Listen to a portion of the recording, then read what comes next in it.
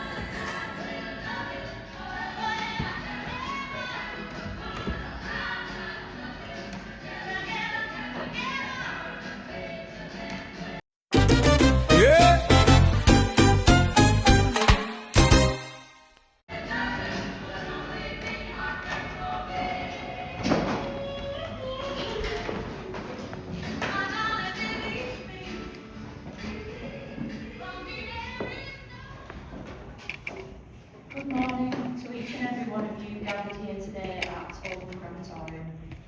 We are here in remembrance, of course, but most importantly, we're here in celebration of Eli Micah Diane, knowing that even our most heartfelt words fall tenderly short of the man that he truly was.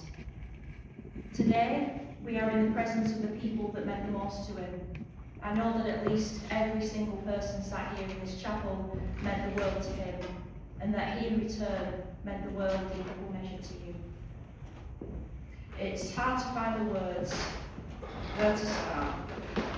With a man so beloved, we can only hope that what is said today will honour his life and his legacy as much as it deserves. Yapa, if you'd be so kind. Sure.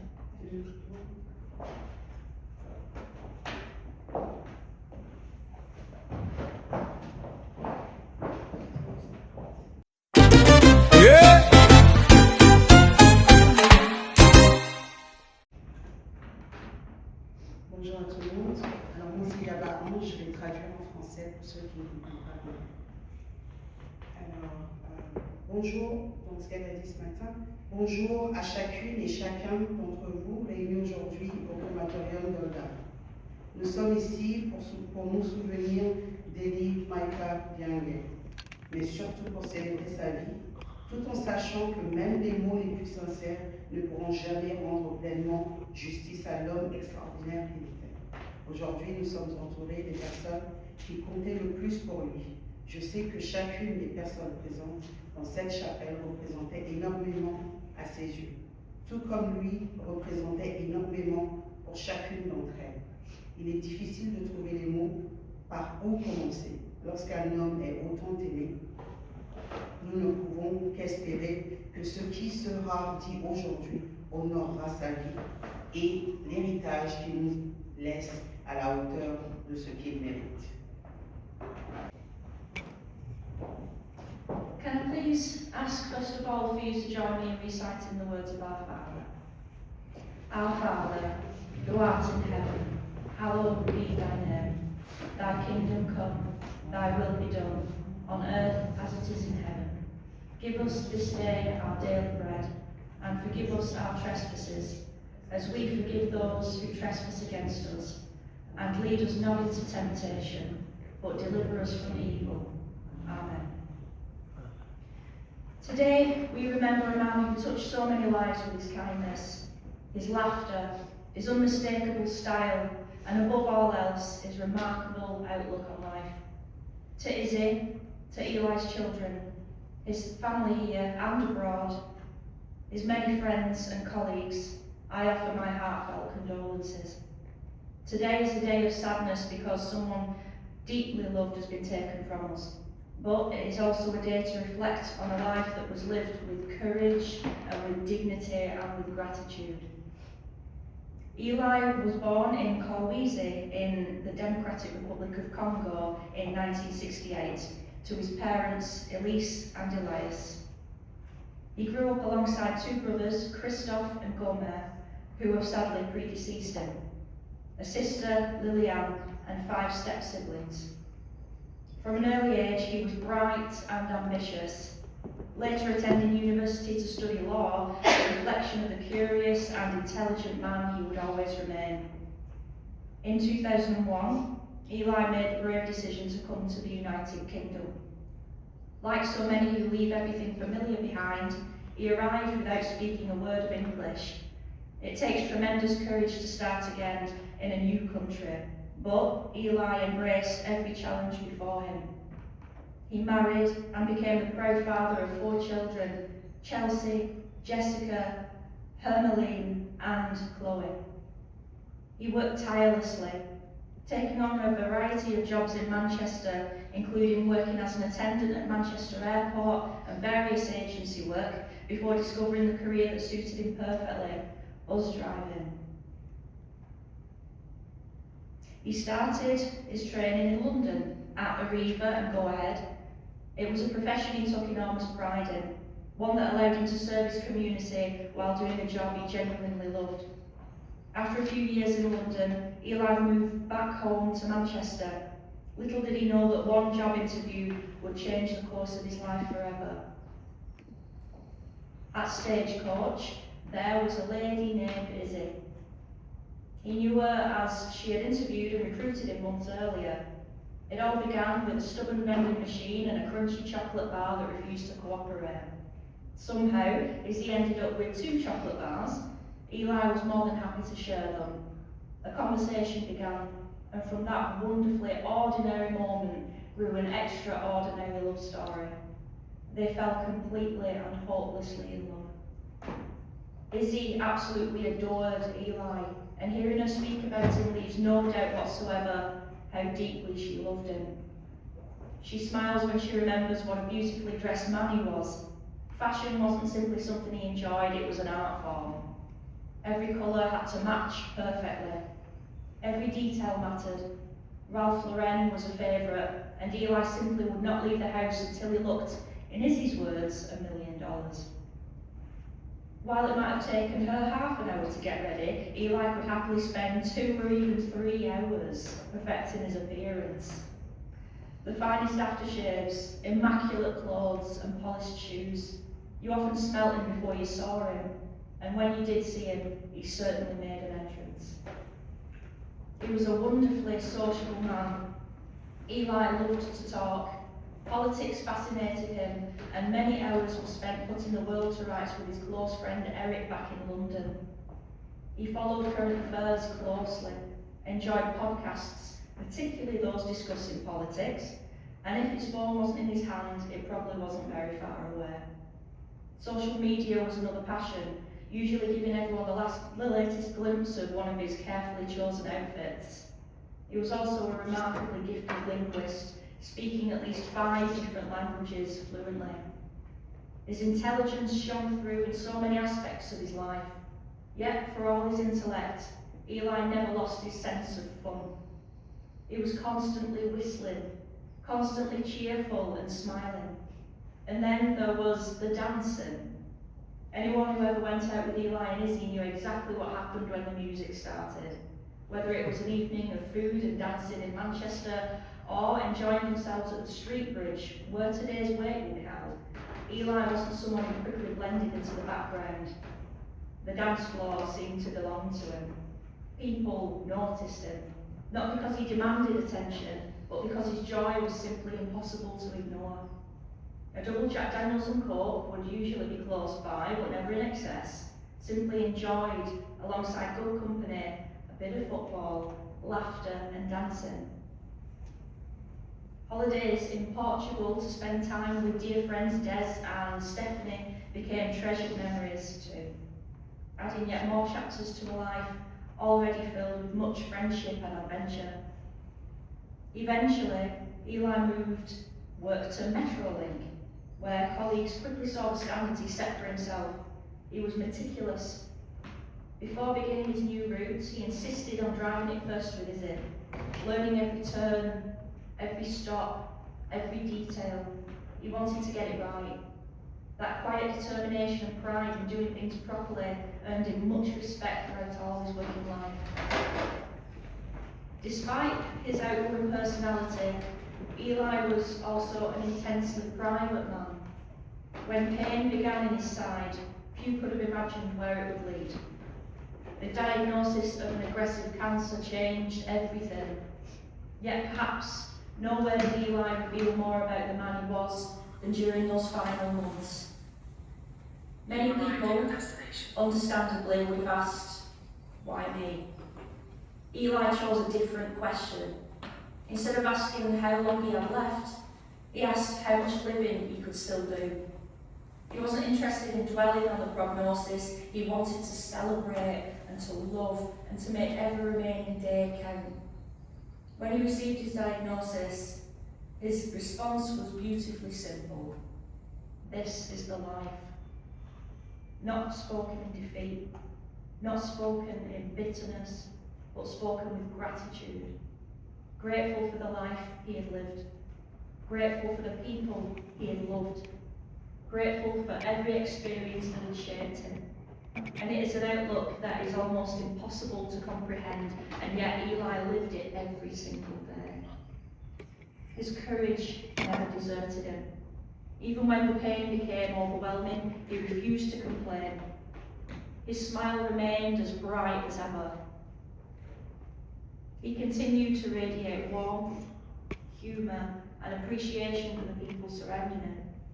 He knew just how fortunate he was to be loved, and equally everyone around him just knew how fortunate they were to love him. Izzy cared for him with extraordinary devotion. When she could see the pain becoming harder to bear, she would dance at the bottom of his bed, determined to make him smile. That image somehow captures their relationship perfectly. Love expressed not through grand speeches, but through laughter, dancing, and simply refusing to let the darkness have the final word. As Eli's life grew gently towards its close, Izzy remained beside him, holding his hand, making sure he never doubted for 1 second just how deeply he was loved. Surrounded by that love, Eli passed away at home in comfort and truly in the knowledge that his spirit, his unwavering positivity, and his strength will live on as a legacy for everyone here today to live by.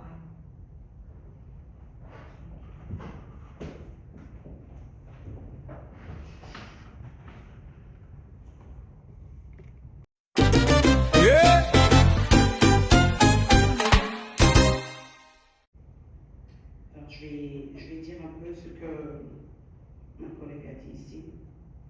Oh gosh, sorry. J'ai pas pleuré depuis que Ellie est décédée. So I haven't cried since, so today is very emotional. I'm really sorry.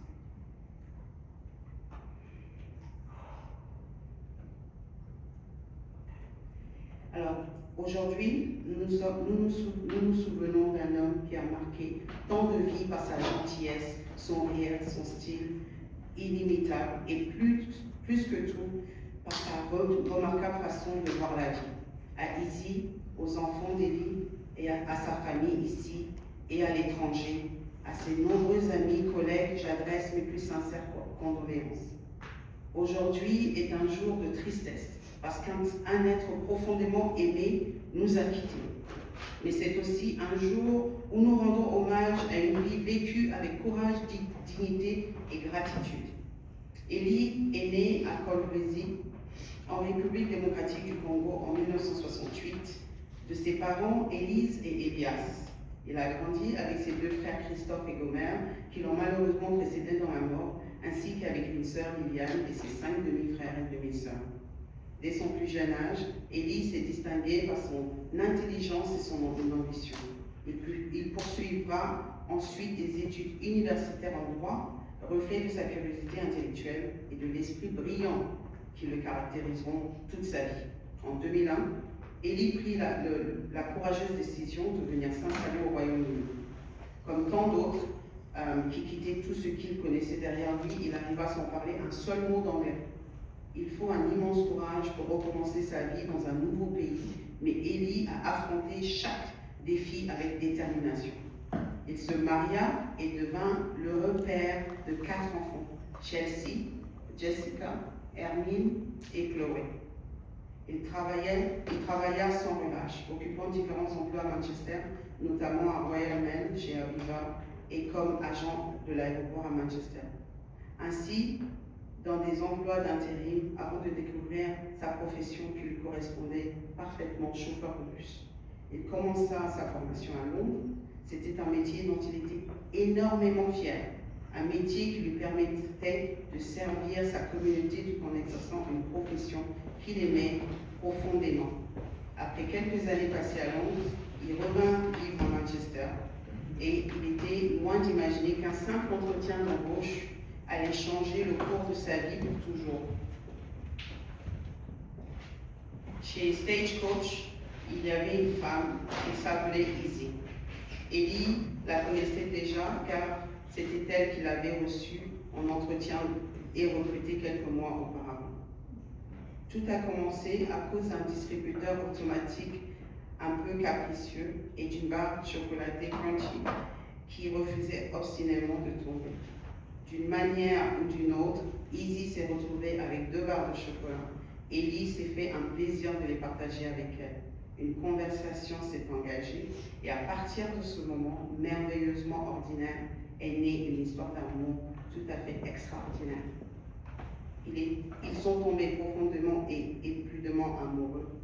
Izzy adorait Ellie.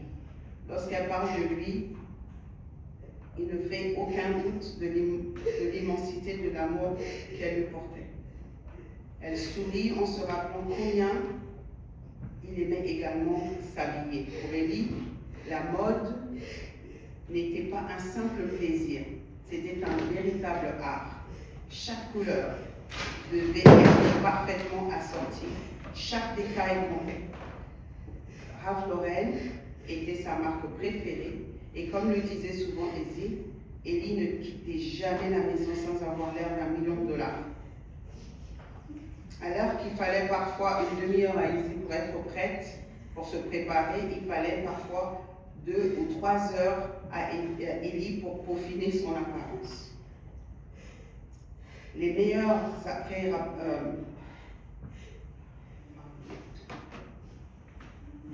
des vêtements impeccables, des chaussures parfaites cirées, on le sentait avant même de le voir et lorsqu'il arrivait, il ne passait jamais inaperçu. Ellie était quelqu'un de profondément sociable. Il adorait discuter, il aimait la politique qui était sa passion. Il passait de longues heures à refaire le monde avec son ami proche Eric qui est à Londres. Il suivait l'actualité avec beaucoup d'intérêt, aimait écouter des podcasts en particulier, ceux consacrés à la politique. Et si son téléphone n'était pas dans sa main, il n'était certainement jamais très loin.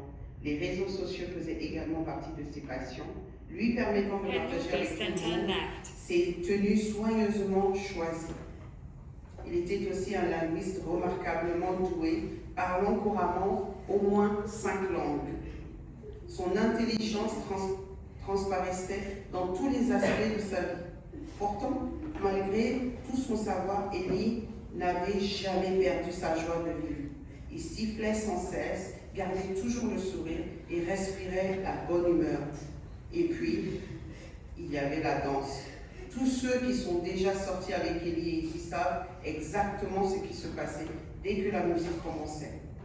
Que ce soit lors d'une soirée à Manchester, au Street Bridge, où nous allons nous retrouver aujourd'hui après cette cérémonie, Ellie était de ceux qui s'appropriaient naturellement la piste de danse. Non pas parce qu'il cherchait à attirer l'attention, mais parce qu'il était tout simplement impossible d'ignorer sa joie de vivre. Un double Jack Daniels avec un Coca-Cola n'était jamais très loin. Jamais dans l'excès, simplement savourer une bonne compagnie avec le football, les rires et la danse. Les vacances passées au Portugal auprès de leurs chers amis Des et Stéphanie sont également devenues de précieux souvenirs, ajoutant encore ce magnifique chapitre à une vie déjà remplie d'amitié et d'aventure. Par la suite, Ellie rejoignit Metrolink, où ses collègues remarquèrent rapidement les exigences qu'il s'imposait. Il était méticuleux. Avant de commencer une nouvelle ligne, il tenait à la parcourir d'abord avec Izzy. Il voulait apprendre chaque virage, chaque arrêt, chaque détail. Il voulait faire les choses correctement. Cette détermination discrète et cette volonté constante de bien faire lui ont valu le respect de tous au long de sa carrière. Malgré son caractère extraverti, Ellie était également un homme extrêmement réservé. Lorsque les premières douleurs sont apparues, peu de personnes auraient pu imaginer ce qu'elles annonçaient. Le diagnostic d'un cancer agressif allait bouleverser sa vie. Et pourtant, c'est peut-être durant ces derniers mois qu'Ellie nous a révélé le plus profondément qui il était réellement. Le diagnostic d'un cancer agressif a tout bouleversé. Et pourtant, c'est peut-être durant ces derniers mois qu'on a su qui il était. Beaucoup de personnes à sa place auraient naturellement demandé « mais pourquoi moi ?» Mais Ellie a choisi une toute autre question. Au lieu de se demander combien de temps il lui restait à vivre, il s'est demandé combien de vies il lui restait encore à vivre. Il n'était pas intéressé par les prognostics. Il voulait célébrer la vie. Il voulait aimer. Il voulait faire en sorte que chaque jour qui lui restait compte. Lorsque le diagnostic lui a été prononcé et lui a été annoncé, sa réponse fut d'une simplicité désarmante. C'est ça la vie. Ces mots n'étaient pas ceux d'un homme vaincu. Ils n'étaient pas prononcés avec amertume. Ils étaient empreints de gratitude. De la gratitude pour la vie qu'il avait eue, de la gratitude pour les personnes qu'il avait aimées, de la gratitude pour chaque expérience qu'il avait façonnée. C'est une façon de voir la vie qu'il est presque impossible de comprendre pleinement. Et pourtant, Ellie l'a incarné chaque jour. Son courage ne l'a jamais quitté. Même lorsque la douleur devenait insupportable, il refusait de se plaindre. Il demeurait aussi lumineux qu'il avait toujours été. Il continuait à rayonner de chaleur humaine, d'humour et de reconnaissance envers les personnes qui l'entouraient. Il savait à quel point il avait eu de la chance d'être aimé. Et toutes ces personnes qui l'entouraient savaient elles aussi combien elles avaient eu la chance de l'aimer. Izzy s'est occupée de lui avec un dévouement extraordinaire. Lorsqu'elle voyait que la douleur devenait trop difficile à supporter pour lui, elle se mettait à danser au pied de son lit, déterminée à lui arracher un sourire. Cette image résume à elle seule la beauté de leur relation. Un amour qui ne s'exprimait pas par le grand discours, mais à travers des rires, la danse et le refus obstiné de laisser l'obscurité avoir le dernier mot. À mesure que la fin de sa vie approchait doucement, Izzy est restée à ses côtés, tenant sa main, veillant à ce qu'il ne doute jamais, pas une seule seconde, de l'immensité de l'amour qu'elle lui portait. Entourée de cet amour, Ellie s'est éteinte paisiblement chez lui, avec le réconfort de savoir que son esprit, son optimisme inébranlable et sa force continuaient à vivre à travers l'héritage qu'il laisse à chacun d'entre nous. Merci.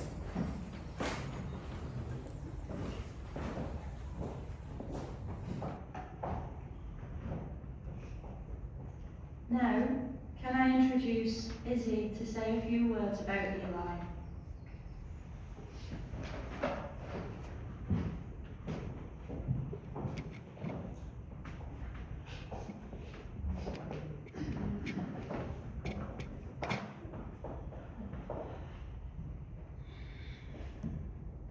Bonjour, bonjour. Thank you for coming to celebrate Eli's life. And to you, my darling Eli. I don't know how to say goodbye to someone who became such a part of me. And the truth is, I ever will. Sorry, you told me not to cry.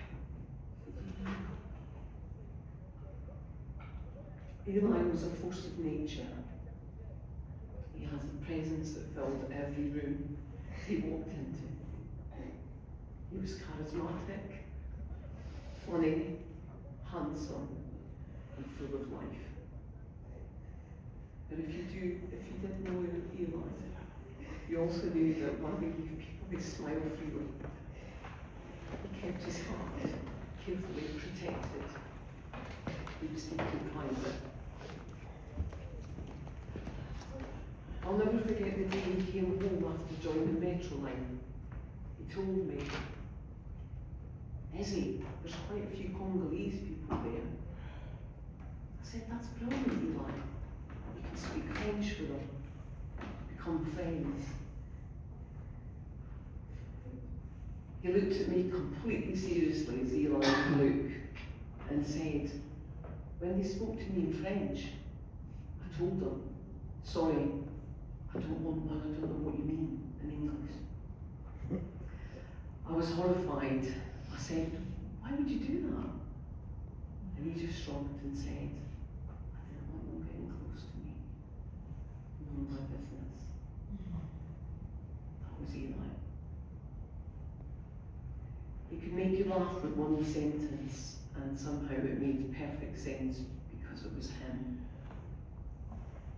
There was also such an innocence about Eli too, which I loved. Cancer may have taken his life, but it never took who he was. It never touched his spirit, his pride, his humour, or the way he loved living. He didn't want sympathy. He didn't want sorry to hear.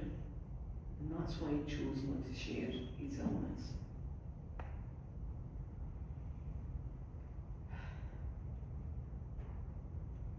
Eli,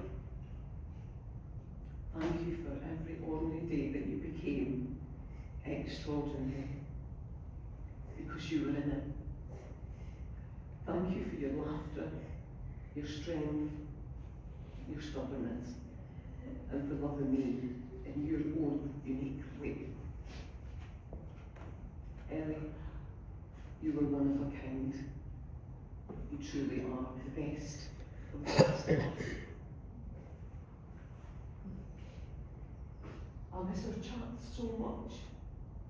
I love you, and I will miss you every single day. So today, I won't say goodbye. I'll just say, thank you for finding me. Thank you for choosing me. And thank you for loving me. For one and only. Eli, you're a warrior, the angel is, and it's heaven. Until we meet again.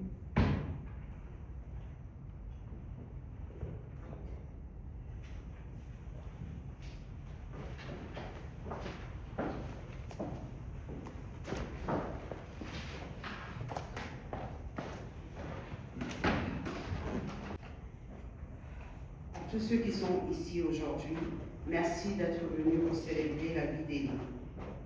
Et à toi, mon chéri Élie, je ne sais pas comment dire au revoir à quelqu'un qui est devenu une si grande partie de moi. La vérité, c'est que je ne pense pas que j'y arriverai un jour. Élie était une véritable force de la nature. Il avait une présence qui remplissait chaque pièce dans laquelle il entrait. Il était charismatique, drôle, beau et plein de vie.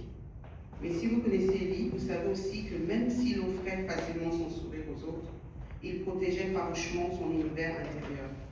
Il était profondément réservé. Je n'oublierai jamais le jour où il est entré à la maison après avoir rejoint Métroléo. Il m'a dit, il n'y a pas de Congolais là-bas. Je lui ai répondu, il m'a dit, il y a plein de Congolais là-bas. Je lui ai répondu, c'est génial, tu pourras alors parler français avec eux et te faire des amis. Il m'a regardé sérieusement, il m'a dit, quand ils m'ont parlé en français, j'ai répondu, désolé, je ne comprends pas ce que vous dites en anglais. Je l'ai dit en anglais. Il était horrifié et je lui ai demandé, mais pourquoi tu fais ça?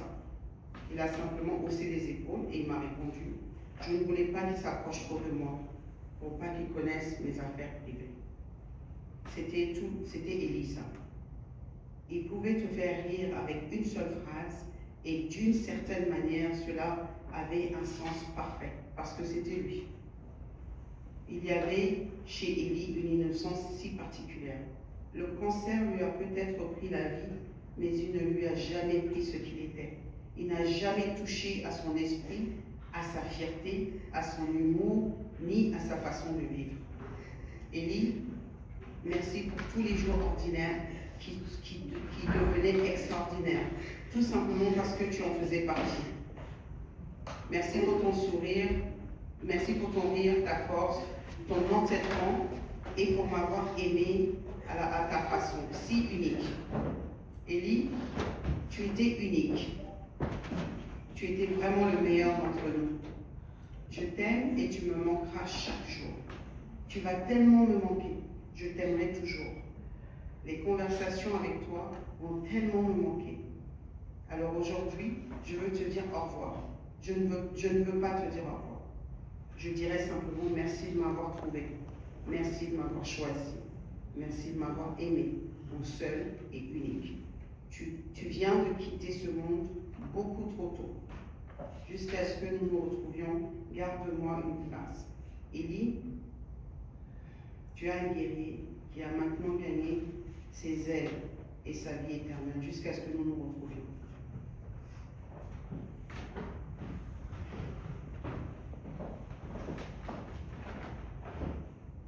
Thank you, Mercy.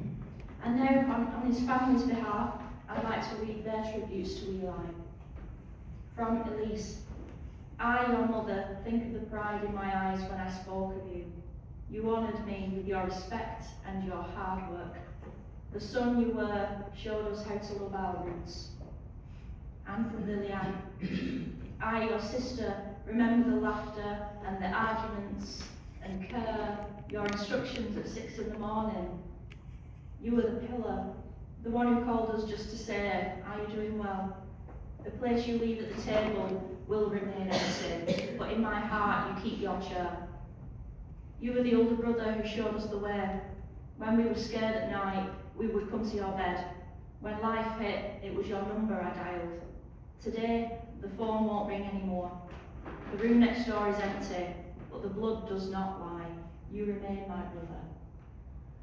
And from Arsene. Dear uncle, it is with a heavy heart that your nephew Arsene, the third son of Lillian, comes to greet you one last time. The bond that unites you to my mother will remain engraved in us. Today we weep for you, a pillar of the family, but we will always keep in memory your smile, your advice and your kindness. My esteemed leader, go in peace, uncle. We will never forget you, I promise you. We will watch over your sister, your mum, your wife Isabel, your children and your family just as you did for us, uncle. The war you started, we will finish. Do not be afraid, remember the Lord. Go in peace, our son, our uncle, our dad. We love you. Aunt Isabel, this is to you, Aunt Isabel. Today we lay Uncle to rest, but we are not lost. Since Uncle left us, you have dried our tears without having the time to dry your own. You held the house together when the walls were shaking. You took his place without anyone having to ask you to.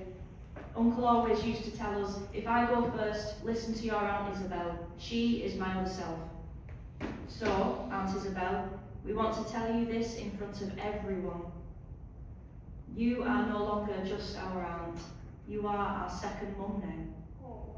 Our mum who scolds us when we need it. Our mum who holds us tight when everything falls apart. The mum who keeps the door open just like Uncle used to.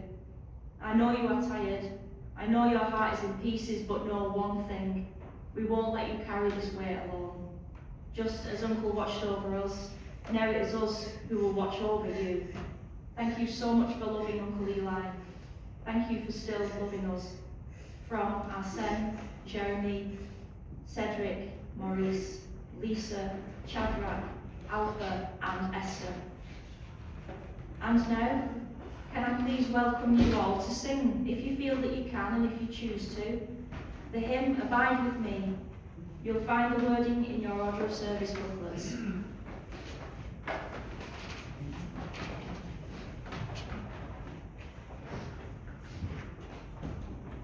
Now commend Eli into God's loving and eternal care. If you are able to, please stand for me.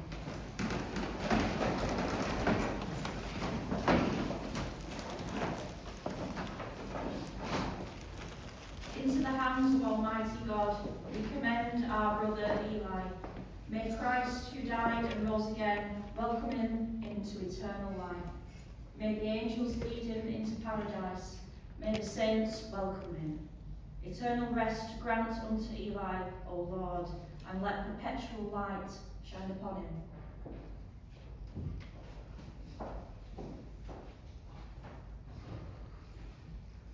Alors que nous arrivons au dernier acte de nos adieux, nous confions maintenant Élie à l'amour éternel et aux tendres soins de Dieu. Si vous le pouvez, merci de vous être levé. Entre les mains de Dieu Tout-Puissant, nous confions notre frère Élie.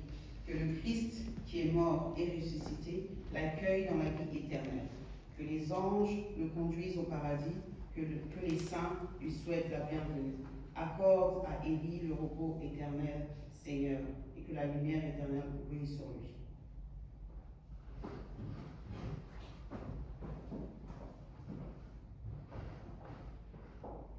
Eli, your journey on this earth is now complete.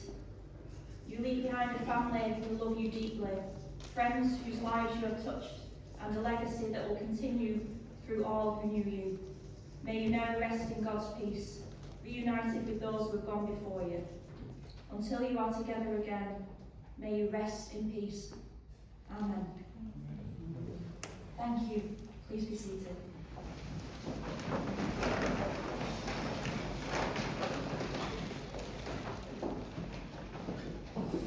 I want to thank everyone who's come here today to honour Eli, to support one another, and to share this final farewell. Your presence matters more than you realise. A very special, heartfelt thank you to everyone for their kind words of condolence, and especially to the nursing teams that helped Eli live his life in comfort in his final months. To Alex, who loved Eli and was there during his most difficult moments. Jordana, Trina, Jen, Debbie, Jeanette, and all of the wonderful district nurses and palliative care nurses from Dr. Kershaw's, the Christie and the Royal Oldham Hospital. You are all earth angels and deserve recognition for your amazing work. Thank you so much. Merci. I'd like to ask that you remain seated until our funeral director, Sue, assists you from the chapel. You are warmly invited back to the Street Bridge Inn in Failsworth to share further memories of Eli and to raise a glass in toast of a life well lived and a man who was cherished by all who knew him.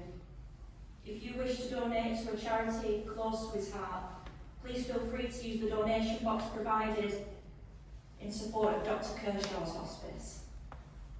Eli seemed to have a wonderful gift for reminding you not to take life too seriously all the time.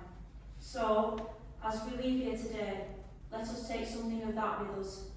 A smile, a moment of humour, and the permission to laugh again without guilt.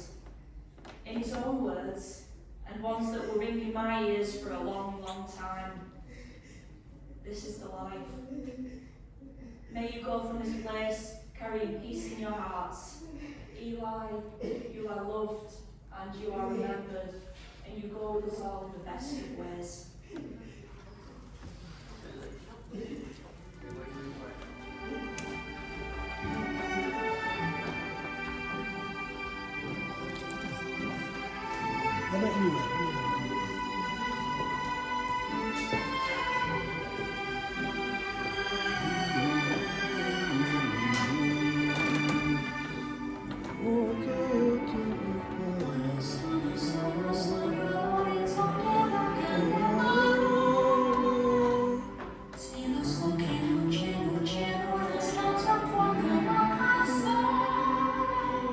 Sei,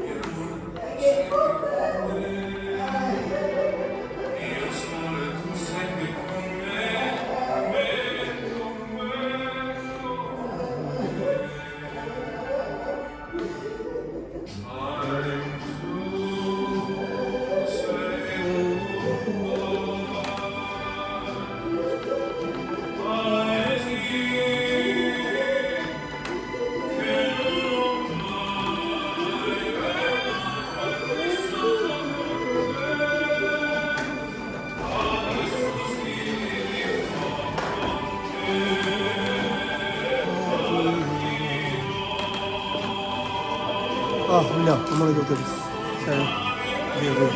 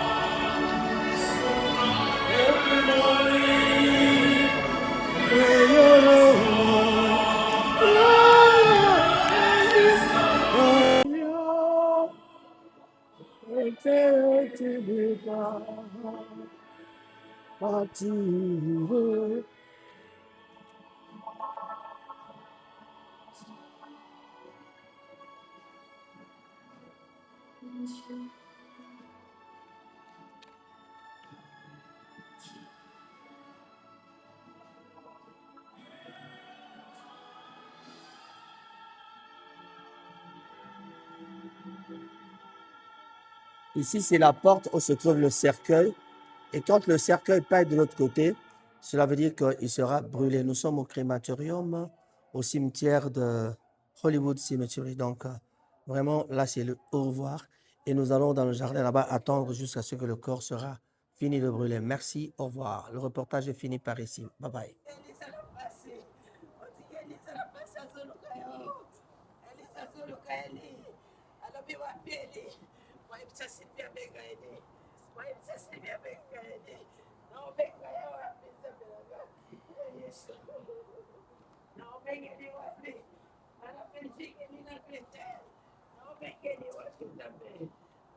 Ça va? Ça va bien?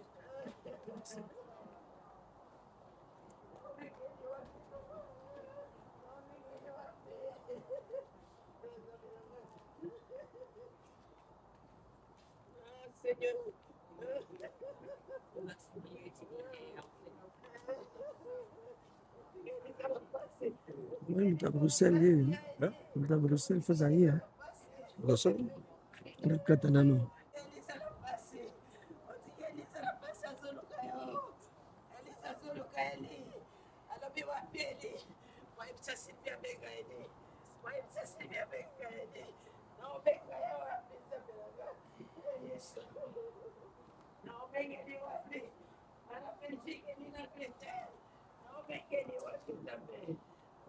Ça va? Ça va bien?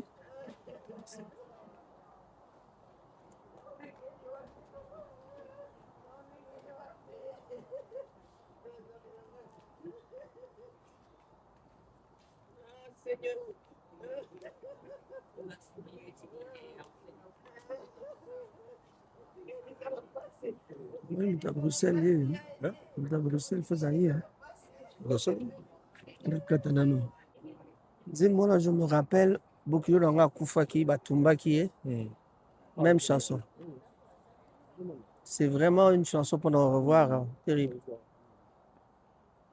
Je crois que je dois dire bonjour à ces gens, peut-être ils vont bien dire bonjour, bonjour. Bonjour. Moi, c'est Raphaël. Salut. Moi, Sylvie. Sylvie, là, qui m'aime. J'attendais le moment pour te dire bonjour. C'est dur, mais c'est comme ça. C'est arrivé. Cimetière yango prefere batumba ye Alisa. mama na pasi mama azoloba kuna nazoyoka eli te boyebisa Sylvie abenga eli Azaka à l'hôpital, abimaki Abimaki, a commis bien. balobi aza entre les deux Ah. o eli alobaki akobenga boyebisa Sylvie abenga ye boyebisa Sylvie abenga ye abenga nga abenga ye nayeba abenga ngai oyebisele Si vous avez un cimetière, bon, l'accès cimetière après, attends la photo. Ou alors plus tard, ce gars voyage, voyage, attends la même. Si il y a poussière, bon, ça, ni bon, c'est un peu ça, bien, bon, maintenant, ça est l'autre.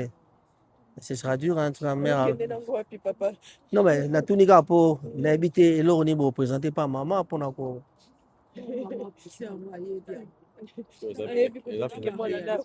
À quoi, Limingue?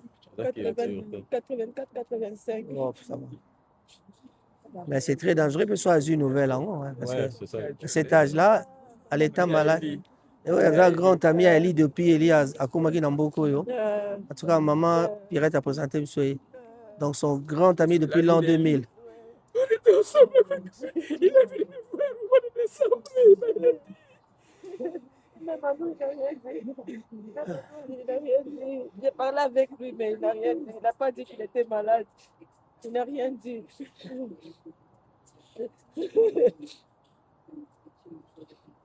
Et parfois, quand on sait que c'est mortel, on ne dit pas aux gens parce que ça va tout mal. On essaie de garder un peu. Papa nga nazalaki na ye boye na bandeko na biso nyonso. Oui, mais bon, moi, je nombre à Touza, à Bilmo Momoni. Yeah, yeah. C'est parce que Yango bazoyebisa Touza qui recalé. On n'a rien fait parce qu'on ne pouvait rien faire. C'est comme si on nous a dit ne faites rien. C'est ça quoi. Voilà, quoi. Jusque hier, bon, là, le micro n'a rien à faire, c'est pas bon. D'accord. Ah, ça.